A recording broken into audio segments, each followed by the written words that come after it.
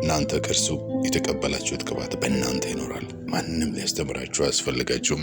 ነገር ግን የእርሱ ቅባት ስለ ሁሉ እንደሚያስተምራችሁ እውነተኛ እንደሆነ ውሸትም እንዳልሆነ እናንተንም እንዳስተማራችሁ በእርሱ ኑሩ። አንደኛ ዮሐንስ ምዕራፍ 2 ቁጥር 7 ፓስተር ይቀጥላሉ። አሁን ላይ የተለያዩ መጽሐፍ ቅዱስ ተርጓሚዎች መኖራቸውን ግምት ውስጥ በማስገባት ይበልጥ ትክክለኛው አንድ ሰው እንዴት ማወቅ ይችላል? አንዳንዶች ተመሳሳይ ነገር በተለያየ መንገድ ይናገራሉ። ይህ በራሱ አሳሳች ሊሆን ይችላል። ነገር ግን በሌሎች ጊዜያት ደግሞ ተቃራኒ ነገሮች ይናገራሉ እና በጣም ከባድ ይሆናል። አንድ ጥቅስ በጥያቄ መልክ ሊያስቀምጥ ይችላል፣ ሌላኛው ደግሞ በማረጋገጥ። ስለዚህ የሱን ትክክለኛው ብላችሁ እንድትጠይቁ ያደርጋቸዋል። ለመጽሐፍ ቅዱስ ጥቅሶች አተረጓጎም በርካታ ህጎች አሉ። ነገር ግን እነዚህ ህጎች በይበልጥ ትምህርታዊ ናቸው።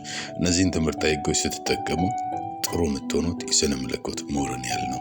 የስነ መለኮት ማብራሪያ ማግኘቱ ጥሩ ነው። ነገር ግን በመጽሐፍ ቅዱስ ጥቅስ ላይ የተለየ ወይም አጠያቂ ማብራሪያ ካላችሁ የተሻላችሁ አትሆኑም።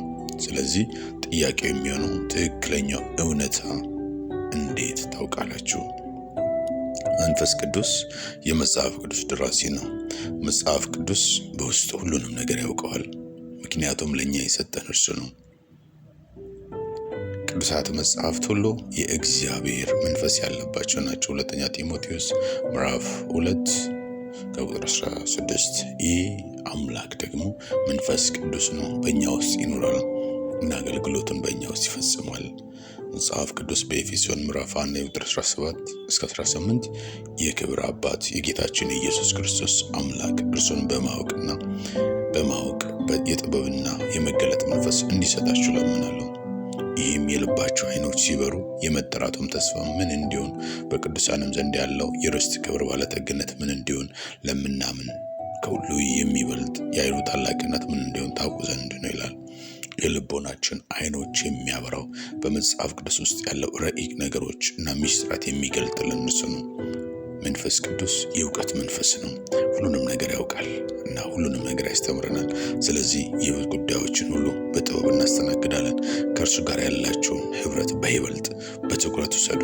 ለመንፈሳችሁ የእርሱን እውነት ይቻላል ብላችሁ አስባችሁ በማታውቁት መልክ ይገልጽላችኋል። ክብር ለእግዚአብሔር ይሁን። የእምነት አዋጅ በሕይወቴ መስቀለኛ መንገድ ላይ በፍጹም አልሆንም፣ ምክንያቱም አስተማሪው በውስጥ ይኖራል እናም ለመንፈሴ እውነታዎችን ይገልጥልኛል። አንዳንድ ነገሮችን ሳይሆን ሁሉንም ነገሮች ስለ ሕይወት እና እግዚአብሔርን ለመምሰል ማወቅ የሚገባኝን ነገር ሁሉ ያስተምረኛል። ክብር ለእግዚአብሔር ይሁን። ለተጨማሪ ጥናት ትንቢተ ኢሳይያስ ምዕራፍ 54 ከቁጥር 13፣ ዮሐንስ ወንጌል ምዕራፍ 14 ከቁጥር 26፣ ዮሐንስ ወንጌል ምዕራፍ 16 ከቁጥር 13 ያለውን አንብቡ። መልካም ቀን ይሁንላችሁ። ተባርካችኋል።